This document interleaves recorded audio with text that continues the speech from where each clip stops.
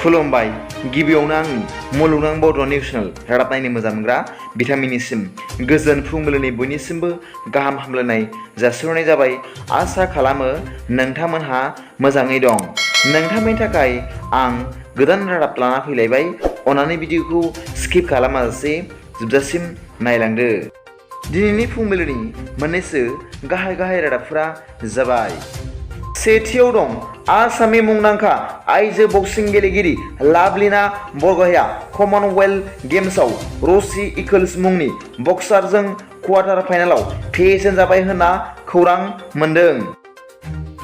नैथियाव दं देग्लायनि कमनवेल्थ गेम्सआव सल बलआव देरहानानै सनानि मेडेल मोननो हानायनि उनावनो नयनमणि साइकिया मुंनि सासे आइजोआ फरेस्ट डिपार्टमेन्टआव एसिस्टेन्ट कमान्डेन्टनि बिबानाव प्रम'सन जाबाय होनना खौरां मोन्दों। रादाबनिफ्राय मिथिनाय बादिब्ला बिथां नयनमणि साइकिया फरेस्ट डिपार्टमेन्टनि सासे कनस्टेबल हिसाबै साख्रि मावोमोन होनना खौरां मोन्दों।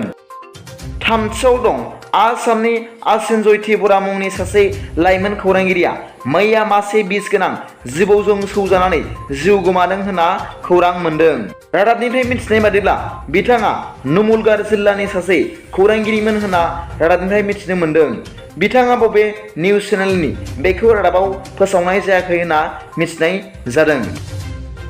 ब्रैथियाव दं मैया बर' नेशनेल स्टुडेन्टस इउनियन गुसुङै BONSU आफादा आलादा बड'लेण्ड रायजोनि सिमांखौ लानानै सावरायनो थाखाय BONSUनि आफादगिरि मानगोनां बनजित मनजितजों लोगोसे माखासे दैदेनगिरि बिथांमोनहा गोदान दिल्लीसिम रावना होलांदों होनना खौरां मोननाय जादों। फुंबिलिनि मोननैसो रादाबफोरा दा बेखिनियानोमोन। सोरबाफोर आंनि चेनेलखौ दिनैसो गोदानै नायसनदोंब्ला अन्नानै साबस्क्राइब खालाम आरो बेल आइकनावबो थुनानै हो, जाहाथे आं गोदान निउज आपडेट लानानै फैयोब्ला नोंथांनियाव सिगांग्रो नटिफिकेसन सौहैयो। गाबोननि फुंबिलिनि रादाबाव नोंथांमोनखौ आंनि चेनेलाव गोसो गोथारै बरायहरनाय जाबाय। गोजोन्थों। एसेनोसै।